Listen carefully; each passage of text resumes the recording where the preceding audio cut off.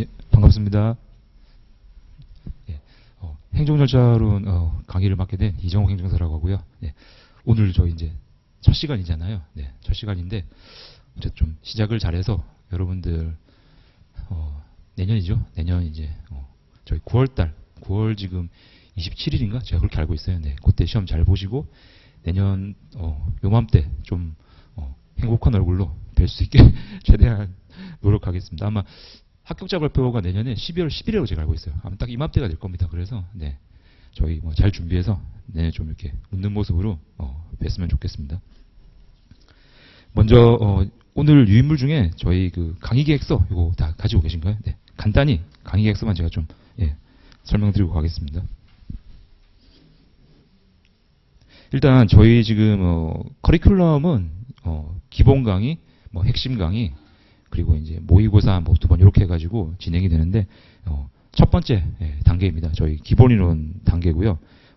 상당히 좀 장기간 동안 진행을 하죠. 횟수는 적긴 하지만 실제로는 내년 3월까지 저희가 좀 진행이 되는 그런 강의입니다.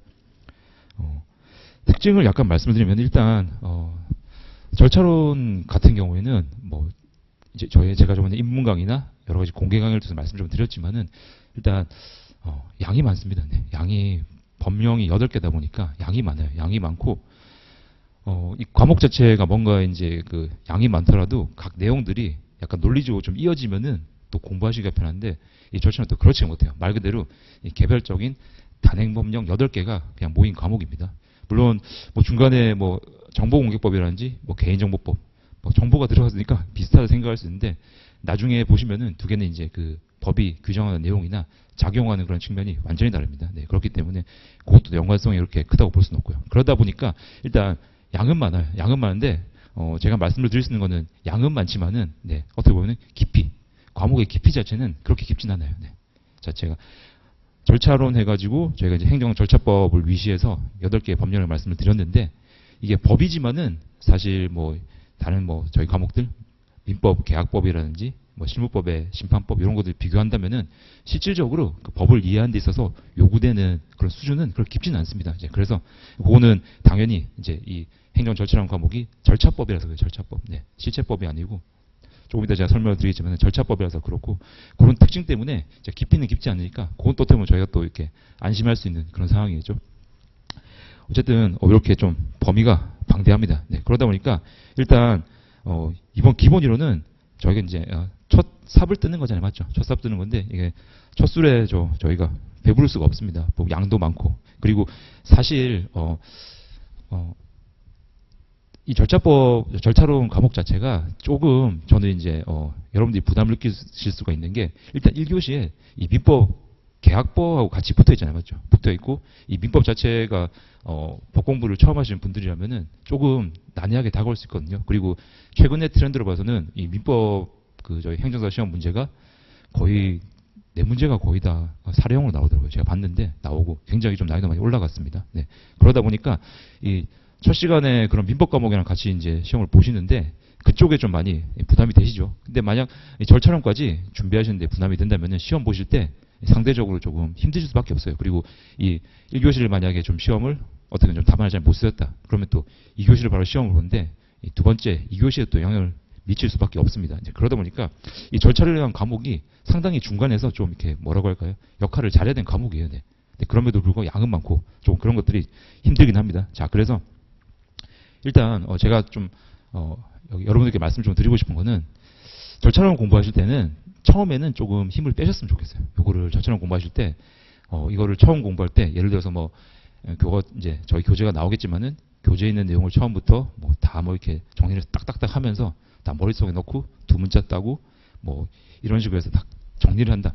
그런 생각보다는 일단은 절차론 같은 경우에는 이제 처음에는 좀 힘을 빼시고 내용을 이해하는 걸로. 저희 기본공의 목적이 그거거든요. 그리고 사실 이제 우리 행정사 시험도 그렇고 모든 자격 시험들이 다 암기지 않습니까? 암기인데 이 암기 같은 경우에는 사람의 기억력이 뭐 저도 이제 여러 가지 자료도 보고 있지만은 한두 달을 못 넘긴다고 그래야 돼. 그래서 지금 만약에 여러분께서 이 절차론을 저랑 같이 하는 절차론을 처음부터 정말 깊게 공부를 하신다고 하더라도 한두 달 지나면은 외우셨던 것들 다 도로 돌아옵니다. 이제 그러다 보니까 결과적으로 이제 저희 처음 과정에서 일단 이해하는 거네. 이해 위주로 좀.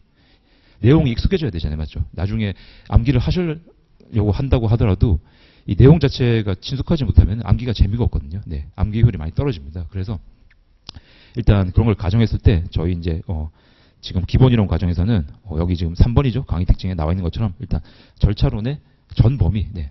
그러니까 일단 숲부터 보자는 거잖아요. 숲부터 먼저 보고, 네. 그리고 이제 이 숲부터 본 다음에 여러분들이 어쨌든 공부는 스스로 하시는 거잖아요. 맞죠? 네. 제가 도안은 드리지만은 제가 여러분 대신 책을 읽고, 네. 시험을 보고 그럴 수가 없습니다. 시험을 보시는 건 여러분이기 때문에 자, 스스로 교재를 읽어 가시면서, 네.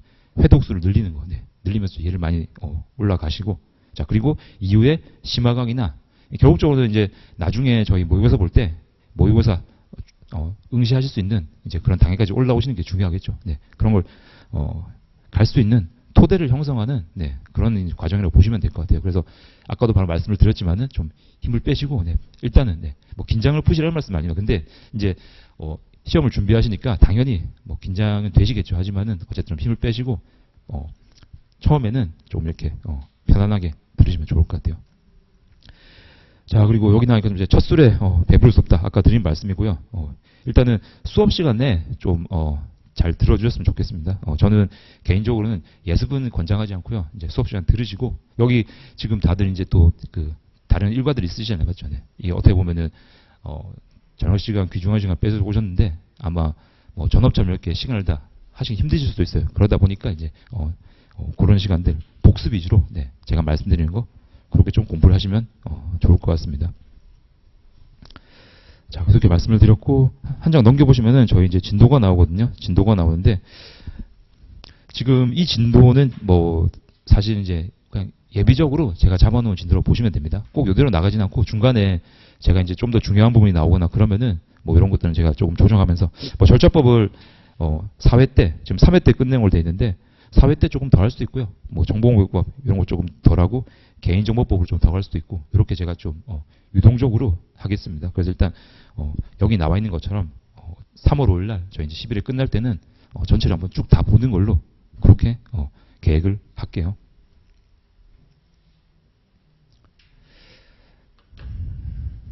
자, 그리고 이제 지금 저희 이제 교재 아까 말씀드린 것처럼 이제 뭐 양해를 구했던 것처럼 아직 교재가 안 나왔지만 다음 주에 이제 교재가 나오는데 저희 교재는 일단 이렇게 구성이 되어 있습니다. 제가 이제 첫 번째 편 같은 경우에는 저희 출제 경향 이건 당연히 뭐 기출 문제 제가 좀 관련도 거를 좀 분석을 했고요. 두 번째로는 여기 나오니까 좀 행정 절차법부터 해가지고 9개, 8개 저희 법령을 이렇게 좀 넣었고요. 마지막에 기출 문제 모음을 넣었습니다. 맞다. 저희 수업 시간을 이제 아무래도 실강이다 보니까, 제 생각으로는 여러분들이 이제 한 4, 50분 지나면은 이게 집중력이 떨어지시죠. 맞죠? 그래서, 수업 시간은 가능하면은 한 40분, 50분 강의하고 10분 정도 휴식하고 그렇게 해서 세 타임으로 진행하겠습니다. 괜찮으시죠? 네. 그거는 이제 먼저 말씀드리고, 두 번째로는, 분명히 이제 수업 들으시다 보면은 좀 궁금하신 게 있으실 거예요. 그래서 그 질문을 제가 좀 이렇게 답변을 해드려야 되는데 사실 수업 도중에 질문을 받게 되면은 요게 진도를 나가는데 조금 지장이 있을 수 있습니다. 그래서 그런 부분들은 나중에 쉬는 시간이나 아니면 이제 저희 오늘 강의 끝나고 그럴 때 시간이 약간 있으니까 그때 편하게 질문을 해주시고요. 제가 그 수업 끝날 때 제 일단 뭐 전화번호하고 제가 메일하고 알려드릴게요. 그래서 혹시 뭐 궁금하신 게 있는 분들은 뭐 전화 같은 경우는 이제 제가 아무래도 저도 지금 뭐 실무를 하고 있다 보니까 바로바로 제가 받거나 응답이 늦을 수가 있어요. 그래서 뭐 문자 남겨주시거나 그렇게 하셔도 되고 좀 상세한 내용이 필요하시면은 제 메일로 이렇게 문의를 주시면은 제가 최대한 아는 내에서는 답변을 드리겠습니다. 뭐 주셨을 때 바로는 못 드리지만 제가 뭐 늦어도 다음 날 정도까지는 좀 답변을 드린 거로 그렇게 해볼게요. 자, 그래서 저희 이제 교재 구성은 이렇게 돼 있다. 기출문제 분석 1편에 나오고요. 2편부터 해서 지금 9편까지 8개 저희 이제 시험 범위죠. 나와 있고 마지막에 부록 기출문제가 들어가 있습니다. 그 각 법의 이제 편제를 보시면은 제가 이제 저 세 단계로 구성을 했어요. 네. 첫 번째로는 개관인데 이 개관 같은 경우에는 일단 이 법령 전체를 좀 조망할 수 있는 그러니까 법령 전체에 대한 약간 그 전체 내용을 제가 요약해서 넣었습니다. 일단 저걸 좀 보고 이제 두 번째는 용어죠, 용어. 이 법에 나와 있는 그 각 법마다 보면은 2조, 3조 정도 해가지고 정의 조항이 항상 들어가 있어요. 근데 그건 뭐냐면은 그 정의가 들어가기 때문에 앞으로 이제 이 법에서 어떤 단어를 쓰는데 그 단어는 이러한 의미로 해석하기로 약속을 하는 겁니다. 예를 들어서 저희 이제 행정절차법 보면은 뭐 행정청, 처분 계속 나옵니다. 근데 그런 것들이 일단 처음에 모두에서 정의조항에서 정의를 해주고 있어요. 네. 내용을 알려주고 있습니다. 그리고 밑에 나오는 행정청이나 처분 같은 경우에는 다 그 내용으로 저희가 이제 말하지 않아도 이해하기로 약속이 돼 있는 거예요. 네. 그러다 보니까 저런 용어가 굉장히 중요합니다. 사실 이 정의 같은 경우에는 만약에 여러분들께서 이제 실제 시험장 갔을 때 아무리 답안을 잘 쓴다고 하더라도 이 정의나 이런 기초적인 부분에서 만약에 뭔가 미스가 난다든지 잘 안 맞는다면은 채점하시는 분들께서는 이렇게 느낄 수밖에 없죠. 아, 이건 정말 소위 이제 기본이 안 돼 있구나. 그렇게 생각할 수밖에 없습니다. 그래서 용어 이런 부분들이 굉장히 사소할 수 있지만은 사실 저희가 지금 이제 그 시험 범위가 법령이잖아요. 예, 8개 법령이지 않습니까? 이 법 같은 경우에는 조문이 나와 있기 때문에 어쩔 수가 없어요. 저희가 이 사실상 그 답안이 어떻게 보면 나와 있는 시험입니다. 이 법령이 답안이에요. 답안이고 여기서 문제가 나오는 거기 때문에 최대한 출제가 되었을 때 이 법령에 맞게 써내는 게 관건이긴 해요. 이제 그러다 보니까 당연히 여기 말씀드렸던 여기 용어 이런 것들은 저희가 처음부터 조금 익숙해지고 요대로 써낼 수 있게 준비를 좀 해야 됩니다. 물론 용어마다 좀 뭐 장단이 있기 때문에 그거를 100%다 기억하시라 그런 건 아닙니다. 네, 당연히 저희가 뭐 키워드라든지 나중에 제가 알려드리겠지만 좀 이렇게 핵심어 위주로 해가지고 저희가 좀 기억을 하면 좋을 것 같고요. 자, 그럼 이제 세 번째 논제인데 논제는 이제 시험에 나올 만한 것들 제가 좀 추려봤어요. 추려서 주제별로 저렇게 모았습니다. 그래서 지금 절차법 같은 경우는 뒤에 나오겠지만은 제가 좀 추려보니까 한 22개 정도 나오더라고요. 네, 22개, 23개 정도. 그리고 나머지들도 뭐 10개 뭐 그 정도 안팎으로 될 것 같고요. 개인정보보호법이 조금 많습니다. 요게 이제 거의 20개 가까이 되고 사실 이제 제가 개인정보보호법에 대해 말씀을 드리겠지만은 실제 이제 그 전체 법을 봤을 때 분량으로 따진다면은 저희 행정절차법하고 이 개인정보보호법이 분량이 좀 많습니다. 이 개인정보보호법 같은 경우는 솔직히 요거 하나만 네, 별도의 시험으로 내도 될 정도로 굉장히 사실은 법이 좀 큰 법이에요. 큰 법이고 사례도 많고 많이 좀 이렇게 범위가 넓은 법인데 저희 시험에서는 어쨌든 8개로 묶여 있다 보니까 좀 출제될 수 있는 범위는 한정돼 있습니다. 뭐 뒤에서 제가 설명을 드리겠지만은 뭐 판례라든지 이런 부분들은 사실 크게 걱정 안 하셔도 돼요. 그냥 법령 위주로 좀 학습을 하시면 되는 부분이고 이 행정절차법과 뭐 개인정보보호법을 제외한다면은 나머지 법령들 같은 경우에는 일단 분량이 많지는 않아요. 많지 않기 때문에 저희가 나올 거 위주로 좀 정리를 하면 될 것 같다. 그래서 이제 저희 강의는 어쨌든 각 법령 요 순서대로 진행을 하는데 이렇게 나오는 것처럼 개관, 숲을 먼저 보고 용어 약속한 거죠. 네. 어떤 게 약속이 되어 있는지 그 약속을 또 저희가 확인하고 그리고 시험에 나올 만한 주제들 위주로 이렇게 저희가 볼 겁니다. 자, 이렇게 제가 일단 그 저희 교재 일단 그 목차를 말씀을 드렸는데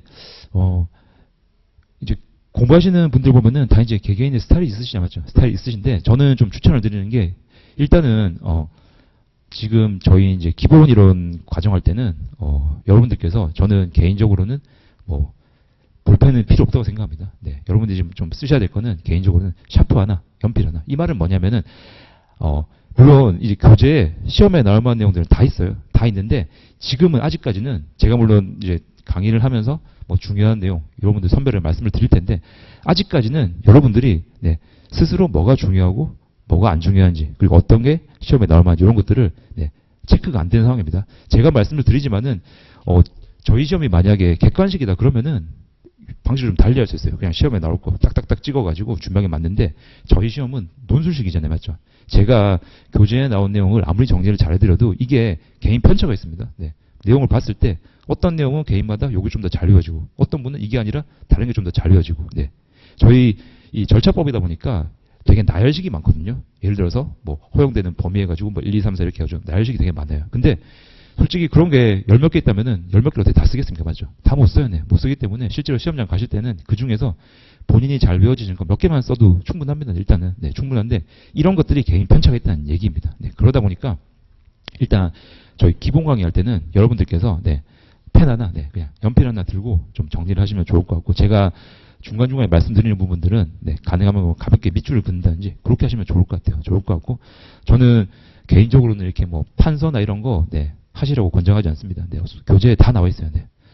나중에 시험장에 결국 가시게 되면은 들어가실 거는 뭐 이제 다른 시험 준비해 보신 분들은 아시겠지만은 결과적으로는 책 하나 들고 가야 됩니다. 책 하나네. 여러분이 마지막 되면 책 하나 들고 가야 되고 저희가 뭐 기본 강의하고 심화 강의하고 모의고사하고 다 하는데 그거는 처음에 책 하나 그거를 나중에 시험장에 들고 갈 수 있게 만드는 과정이에요, 과정. 보통 이제 그런 걸 뭐 단거나 이렇게 얘기를 하는데 그 과정입니다.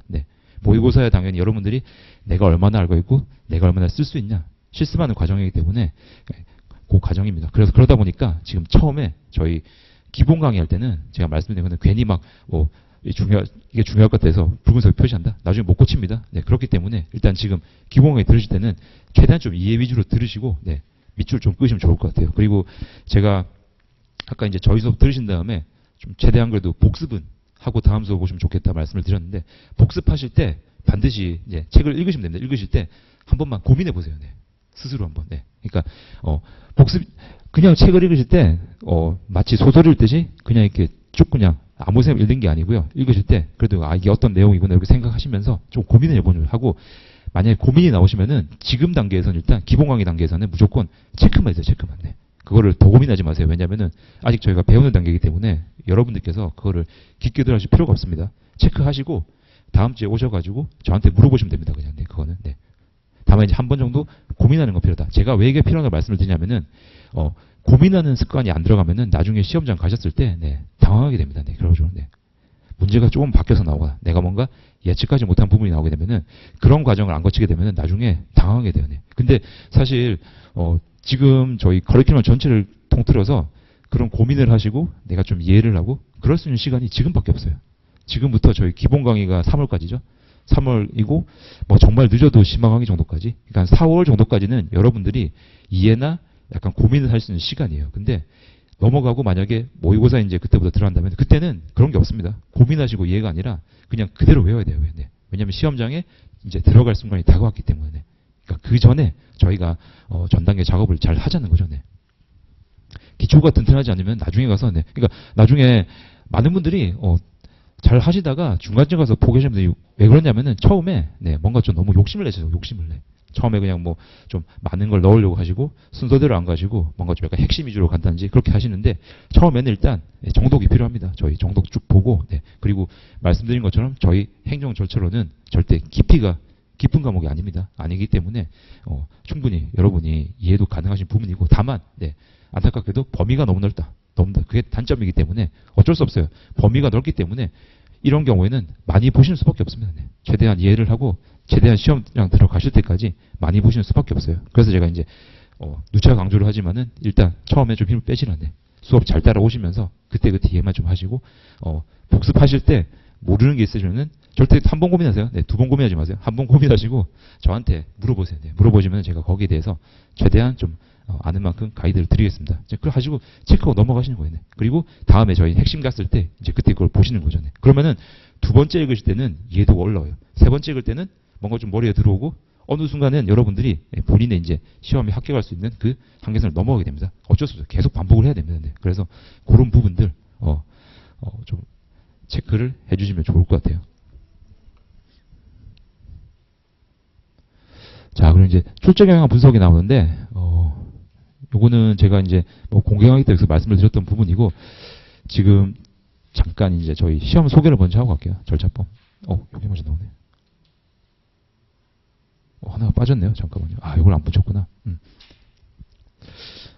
뭐 일단 뭐 저희 시험은 이제 다 아시는 바와 같이 40점 사례형 한 문제하고 20점짜리 약수형 세 문제가 나오는데 이 사례형 문제 같은 경우에는 거의 뭐 90% 제가 보면 거의 100% 가깝습니다. 거의 100%에 가깝게 여기 행정절차법에서 나옵니다. 그러니까 행정절차법은 일단은 무조건 사례형으로 준비를 하셔야 돼요. 절차법은 사례형으로 준비를 하셔야 되는데 그렇다고 해서 또 이제 시험 트렌드가 바뀌었을 때 약수형으로 나올 수도 있겠죠. 다른 데 나올 수 있기 때문에 일단은 사례형을 준비를 하시되 중요한 주제들은 약수로 준비를 하셔야 되는데 기본적으로는 이 절차법은 저희가 40점짜리 문제로 좀 준비를 해야 된다. 그 나머지들은 대부분 약수리라 보시면 돼요. 그리고 조금 이따 제가 이제 그 기출문제 좀 보여드리겠지만은 아직까지 저희 행정 그 절차론 시험은 문제 자체가 단선적입니다. 이게 무슨 말이냐면은 주제를 바로 물어봐요.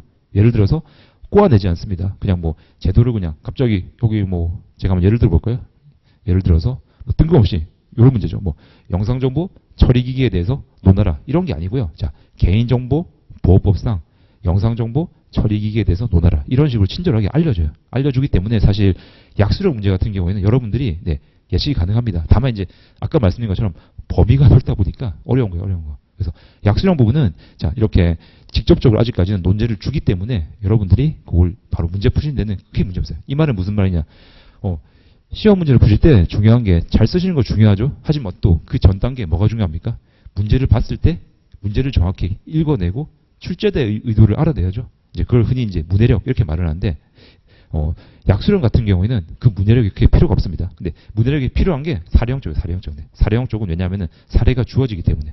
다만 이 사례형 같은 경우에도 이제 그 사례에 약간 그런 식의 이제 이해를 요하긴 하지만은 실제로 낼 때는 약간 직접적인 주제를 물어봐요. 그리고 이제 40점 예를 들어서 뭐 어떤 사례를 주고 여기에 대해서 결론을 내라 이렇게 물어보기보다는 자, 사례를 준 다음에 여기서 어떠어떠한 점이 문제가 되는데 여기에 대해서 설명하라 이런 식으로 약간 약수랑 비슷하게 쪼개서 내고 있거든요. 그러니까 사실 부담을 사례형이라고 해서 크게 가지실 필요는 없습니다. 지금 저희 시험 트렌드가 그래요. 요게 뭐 40점 사례형을 완전히 한 문제로 통으로 내는 게 아니고 쪼개서 내기 때문에 크게 그런 점에 있어서는 부담을 안 가지셔도 될 것 같아요. 자, 요건 제가 이제 중간에 수시로 저희 이제 교재에 실려 있거든요. 저희 과목을 나가면서 저희 그 각 편을 보면서 수시로 다시 볼 겁니다. 자, 그럼 이제 행정절차법으로 들어왔는데 일단 요거 하기 전에 간단하게 그러면 이제 저희가 행정 절차론을 하는데 과연 그러면은 행정은 뭐고, 네, 그리고 행정 절차는 뭐냐, 이걸 좀 알아야 되겠죠. 네, 오늘은 저희 사실 전체 큰 숲을 보는 시간입니다. 모습 시간이기 때문에 그런 점에 대해서 조금 네, 제가 강의를 하겠습니다. 자, 요거 판사하실 필요 없어요. 요거는 제가 이해를 위해서 적는 거기 때문에 여러분들께서 절대 판사하실 필요 없고 오늘 듣고 그냥 이해만 하시고 넘어가세요. 그리고 제가 이제 오늘 이렇게 큰 숲을 본다고 그랬잖아요. 요거는 제가 절차법 끝날 때 다시 할 겁니다. 다시 간단하게 하는데 그러면 여러분들이 지금 들으실 때하고 나중에 공부를 좀 하신 다음에 들으실 때하고 비교가 되실 거예요. 네, 내가 얼마나. 오늘 들으시면 당연히 절차법 전체를 개관하는데 되게 좀 생소한 개념들이 많이 나오시겠죠. 이해가 안 되는 게 당연합니다. 근데 나중에 이제 전체 한번 제가 개관을 할 때는 뭔가 조금 정리된 느낌이 있으실 거예요. 그래서 나중에 또 제가 똑같이 할 겁니다. 일단 저희가 뭐 행정.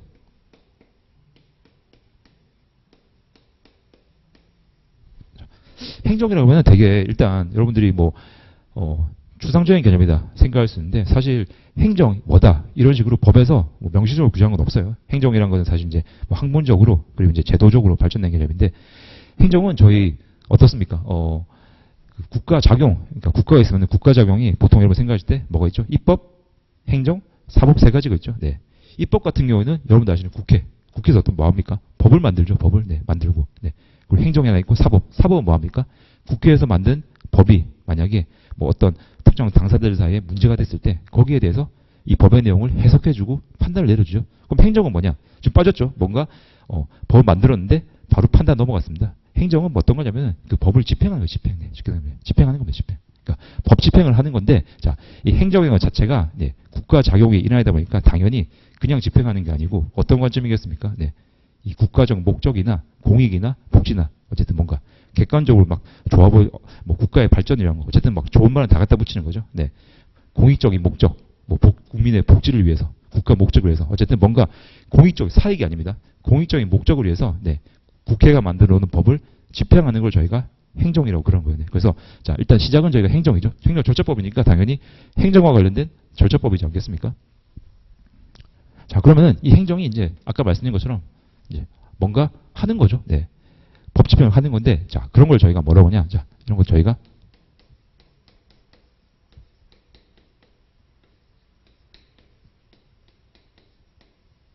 행정 작용이라고 합니다. 작용. 네.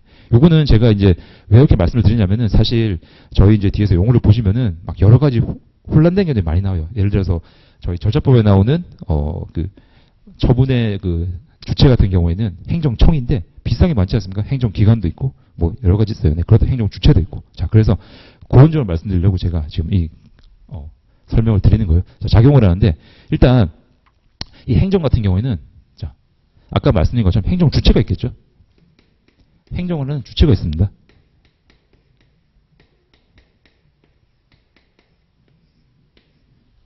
그러니까 뭔가 누군가가 이제 행정 작용을 하는데 행정 주체라는 사람이 이 작용을 하고 작용에 따라서 나오는 뭐 권리나 의무나 여러 가지 효과를 받는 거죠. 네, 저희 뭐 민법을 보자면은 저희가 개인 사인들이지 않습니까? 네, 그렇게 보시면 되는데 이 행정 주체는 뭐 여러분 다 아시면 됩니다. 자, 첫 번째는 국가죠, 국가. 그리고 국가 말고 저희 지자체, 지방자치단체, 네, 국가에 개별된 지방자치단체 이런 데들.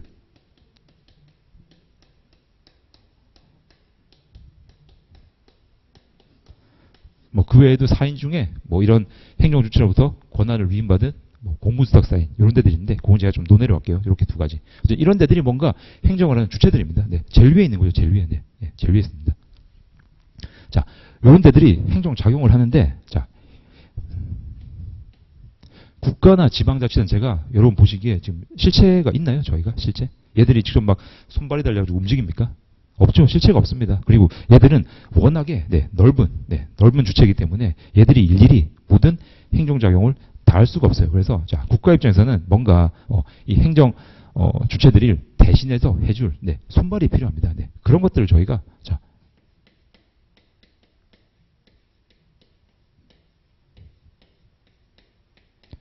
네, 행정기관이랍니다. 행정기관. 네. 그래서 행정기관들이 나오는 거죠. 얘들이 나오고, 자, 근데 이 행정기관들도 또 많아요. 많습니다. 되게 많습니다.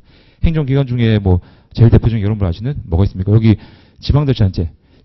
서울로 본다면은, 서울 같은 경우에는 지방자치가 서울특별시죠. 네. 서울특별시를 위해서 뭔가 해주는 사람이 누가 있죠?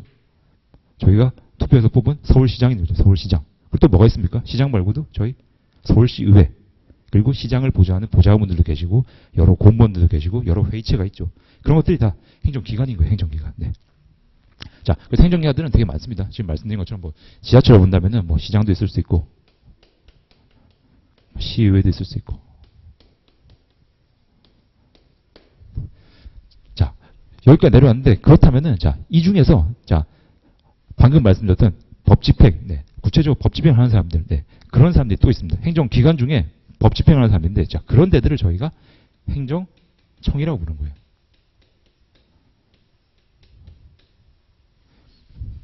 그리고 지금 제가 행정기관을 말씀드렸죠. 이렇게 시장, 시의회에서 여러 개가 있습니다. 뭐 다수의 기관인 거죠. 자, 시로 치면은 누구냐? 시장이죠, 시장. 네. 그로 치면은 구청장. 이런 분들.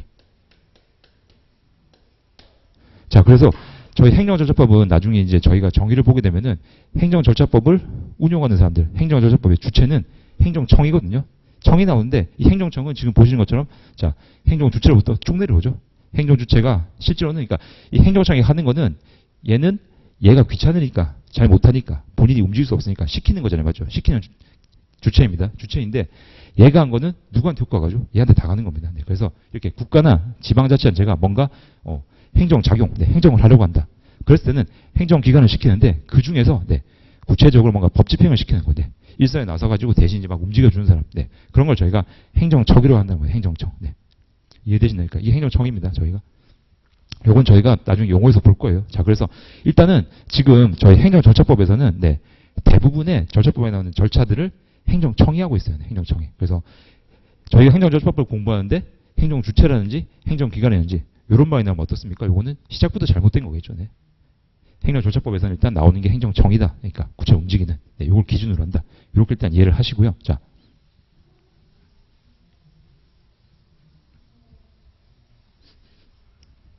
자, 그러면은 이 행정청입니다.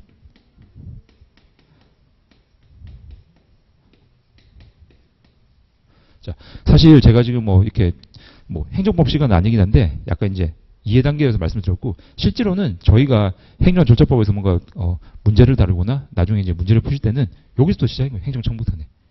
위에 거는 위에 나와 있는 행정주체라든지 행정기관은 사실상 저희 행정절차법의 시험 범위는 아닙니다. 물론 이제 예외적으로 뭐 행정지도라든지 이런 데서 행정기관이 나오긴 하는데 그런 걸 제외한다면은 행정절차법에서 뭔가 의무를 지는 절차에 따라서 네, 국민에게 뭔가 행위를 해야 되는 주체는 행정청이에요. 청입니다. 그래서 이렇게 나오는데 자, 이 행정청이 이렇게 뭔가 행위를 하죠. 네. 그리고 자, 이거는 뭐 이 표현이 보통 뭐 국민이라고 그러기도 하고 뭐 사인이라는 얘기를 하는데 저는 그냥 뭐 국민이라고 얘기를 하겠습니다. 자, 아까 제가 말씀드린 것처럼 일단 국회에서 뭔가 법을 만들어놨어요. 법을 만들어가지고 그 법이 이제 뭐 국민의 권리 의무를 규정해놨습니다. 이런 건 해도 되고 무슨 권한을 주고 의무를 부과하고 만들어놨는데 그거에 대해서 이 법이라는 거는 당연히 특정 개인을 만든 게 아니라 불특정 다수를 위해 만든 거죠. 그러니까 그 불특정 위해 다수를 만든 법을 구체적으로 이렇게 개인한테 국민한테 집행하는 거, 적용하는 거, 요게 행정청이 하는 일이고, 자 이게 뭐 개념적으로는 조금 이제 돌아오긴 했지만은 이런 것들을 보통 저희가 뭐라고 하냐, 자 처분이라고 합니다. 처분이라고 하는 거예요. 네. 사실 이 처분 같은 경우에는 실제 이제 저희가 흔히 말하는 행정행위 요거랑 구분이 잘 안 돼요. 조금 이제 약간 뭐 TMI지만 말씀을 드리면은 사실 이제 우리나라 말고 다른 이제 뭐 독일이라든지 일본 이런 데서는 처분이라는 말을 잘 안 쓰고 행정행위라는 말을 씁니다. 근데 이제 특히 독일 같은 경우에는 근데 이제 일본에서 처분이라는 개념을 만들어내면서 그게 우리나라 들어오면서 이게 처분이 생겼어요. 그래서 그냥 행정청이 하는 행위에서 행정행위 이렇게 하면 참 편할 텐데 뭔가 처분이라는 이상한 걸 만들었습니다. 네, 만들어가지고 어쨌든 행정청이 이런 국민에 대해서 뭔가 하는 행위, 이걸 저희가 보통 일반적으로 처분이라고 부릅니다. 처분이라고 부르죠. 자, 그러면은 이 처분을 할 때, 자, 우리가 지금 행정 절차법이잖아요. 맞죠? 절차법. 처분이나 이런 걸 할 때, 자, 여기서 뭔가 어떠한 과정을 거쳐야 된다는 거죠. 자, 이 처분이라는 거는 국민한테 뭔가 권한을 줄 수도 있고, 그리고 줬던 권한을 뺏을 수도 있고, 의무를 부과할 수도 있고, 법에 나와 있으니까, 법에서 그걸 시키니까 행정청이 하는 거 아니겠습니까? 그렇게 하는 거잖아요. 맞죠? 그렇게 할 때 여러 가지 작용을 하는데, 자, 그럴 때, 자, 만약에, 어쨌든, 이게 만약에 저희가 이제 그 행정청과 국민의 관계 아니고, 개인 간의 무슨 관계다. 개인 간의 무슨 계약 관계다. 그렇다면은, 그건 당사자의 정하기 나름대로죠. 네. 사적 자치 자유가 있기 때문에 어차피 상관이 없습니다. 근데 요건 보면은, 처분을 하면서 일단 아까 제가 말씀드린 행정이란 거는 뭔가 뭐 국가 목적, 공익, 복지 이런 말이 나오고 했잖아요. 맞죠? 그렇기 때문에 이거는 일단은 국민한테 적용이 되는 거예요. 처음에는 이론을 제기할 수가 없습니다. 행정청이 뭔가 처분을 하게 되면은 국민은 싫어도 일단은 따라야 돼요. 네. 어쩔 수 없어요. 그게 이런 처분의 뭐 공정력 이렇게 해가지고 어쩔 수 처음에는 따라야 됩니다. 왜냐하면은 공익적 목적이니까. 네. 자, 그러다 보니까 이런 과정에서 뭔가 이 처분이 공익적 목적을 가지고 있다고 하더라도 이 국민의 권리나 의무 조금 침해할 수 있는 가능성이 있겠죠. 네, 뭔가. 네. 얘들이 행정청 입장에서 이걸 뭐 이리적으로 적용해가지고 뭔가 국민이 피해를 보거나 그럴 가능성이 있습니다. 자, 그러다 보니까 자, 요런 처분이라든지 이런 걸 할 때 뭔가 좀 신중하게 해라. 네. 조금 이쪽 입장을 살피면서 신중하게 해라. 그게 여기 나오는 행정 절차법이에요. 절차법. 네. 그래서 이 절차법이란 거는 자, 지금 말씀드린 것처럼 이렇게 처분이나 이런 것들 할 때 조금 더 신중하게 입장을 고려해가지고 조금 더 어떤 일련의 절차를 거치면서 조금 더 신중하게 절차를 취해라. 그게 행정 절차법입니다. 자, 근데 저희가 일반적으로 행정 절차라고 하면은 지금 제가 말씀드린 뭔가 이제 처분을 내리고 요거 말고 자, 처분을 내렸습니다. 내렸는데 국민이 봤을 때 이 처분이 뭔가 문제가 있는 거예요. 네. 그럼 어떻게 되겠습니까? 문제가 있으니까 저기에 대해서 이의를 제기하고 싶겠죠. 네. 그게 바로 이제 이 처분에 대해서 이의를 제기하는 게 여러분들 아시는 소송 이런 것들입니다. 자, 이런 것들이 행정심판.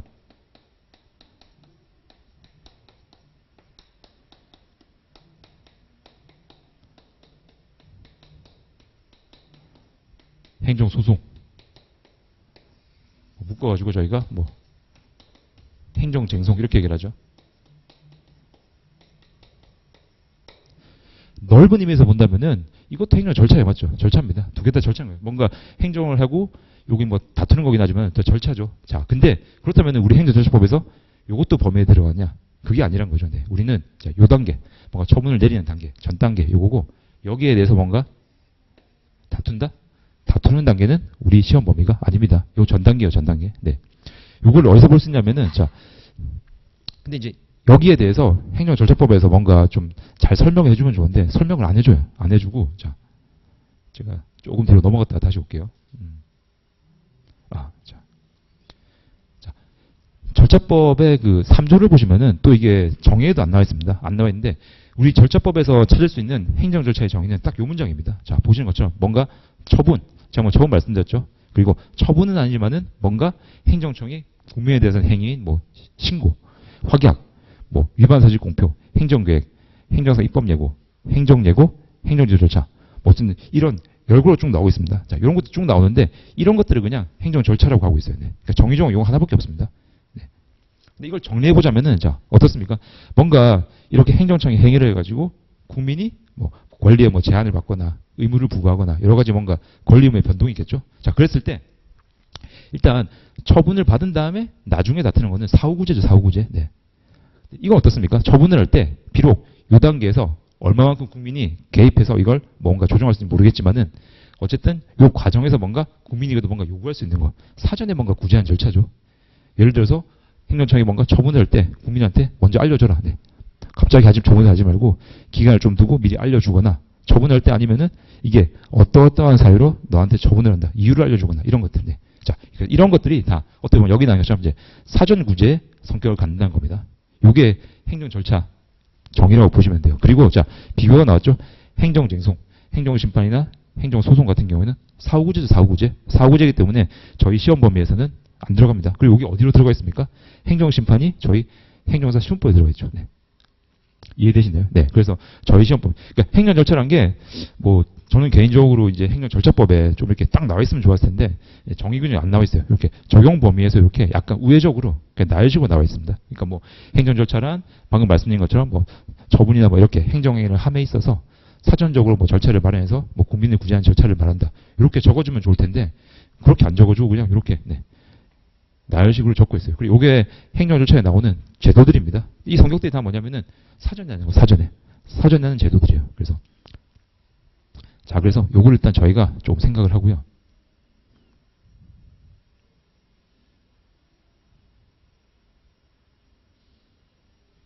자, 그러면은 지금 이제 제가 처분을 말씀드렸는데 여기서 생각을 조금만 더 확장을 해보겠습니다. 자, 행정청이 뭔가 처분을 하는데 자, 국민한테 이렇게 뭔가 기존에 가지고 있던 권리가 있어요. 자, 이 권리를 행정청이 뭔가 자, 제한하거나 아니면은 국민한테 가지고 있는 권리를 제한하는 게 아니라 뭔가 의무를 부과한다. 너 뭐 해 이런 식으로 네. 의무를 부과. 이런 경우가 있을 거고요. 그리고 이제 국민이 뭔가 법을 보니까 예를 들어서 여러분 아시는 뭐 인가, 뭐 허가 이런 거 있죠. 네. 내가 뭔가 신청을 하면은 나라에서 나한테 뭔가 자격을 주거나 뭔가 할 수 있는 권한을 주거나 그런 게 있는 겁니다. 그래서 반대로 이렇게 자 뭔가 신청을 하는.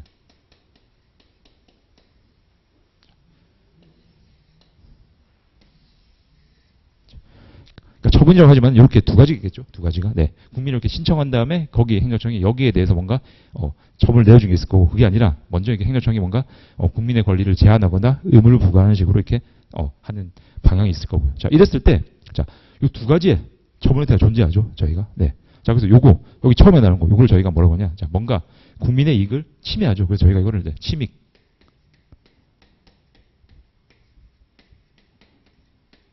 침익적 처분 이런 게 되는데 침익 처분 이렇게 얘기하는 거고 요건 어떻습니까? 일단은 국민이 뭔가 신청을 하는 거죠.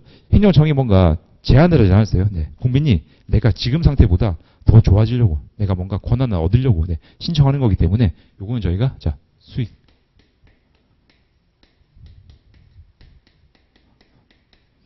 자 신청했다가 이 수익 처분에 대해서 뭔가 행정청이 결정을 내려주겠죠. 근데 여러분 보시기에는 만약에 자 이게 신청을 했는데 행정청 여기에 대해서 자 승인했습니다. 그러면은 그게 수익 처분이죠. 뭔가 이익을 준 거니까.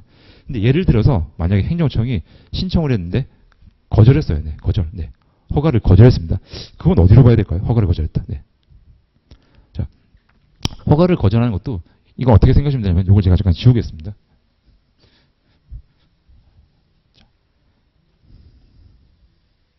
저희가 어떤 처분이 뭐 침익이냐 수익이냐 이걸 볼 때는 자 이렇게 그림을 그려주면 되는데 일단은 침익 같은 경우에는 내가 지금 상태보다 떨어진다는 겁니다. 떨어진다는 거네. 뭔가 뭐 권리에 제한이 걸린다든지 의무를 부과한지 해가지고 지금 상태보다 내가 안 좋아지는 거죠. 이게 침익입니다. 수익 같은 경우에는 내가 자 지금보다 좋아진다는 거예요. 자 그렇다면은 내가 뭔가 신청을 했는데 행정청이 거절했습니다. 다시 떨어지겠죠. 이건 돌아옵니다. 자 그러면은 이 상태입니다. 떨어진 건 좋아진 건 아니지만은 내가 나빠지지 않았어요. 네. 그래서 이렇게 만약에 내가 뭔가 신청했는데 행정청이 거부한다? 이거 같은 경우에는 예, 이걸 침익 처분으로 볼 수는 없습니다. 그러니까 그러니까 내가 뭐 신청했어요. 근데 행정이 거부했어요. 거부했다면 이거는 자 이게 더 밑으로 떨어지면은 내가 기존에 있던 상태보다 더 안 좋아진다면은 그건 침입 처분을 볼 수 있는데 요거는 떨어진 게 아니고 내가 신청했다가 내려왔죠. 네. 다시 나는 원상태로 돌아온 거예요. 나빠지진 않았습니다. 그렇기 때문에 요거는 저희가 침입 처분을 보지 않고 네, 오히려 수익 처분 이쪽으로 보는 거예요. 네. 이걸 제가 왜 말씀드리냐면 뒤에서 이제 제가 설명을 드리겠지만 이 침입 처분이나 수익 처분은 행정절차법상으로 취해야 되는 절차들이 다릅니다. 네. 어떤 절차들은 침입 처분에만 취하고 어떤 절차들은 수익 처분에만 취하고 그리고 침입이나 수익이나 똑같이 취해야 되는 절차들이 있거든요. 예, 그런 것 때문에 제가 지금 말씀을 드린 거예요. 네. 이해 가시나요? 네. 요거. 네. 저희 이제 그 본문 내용 나가면서 또 설명을 제가 쭉 들을 겁니다.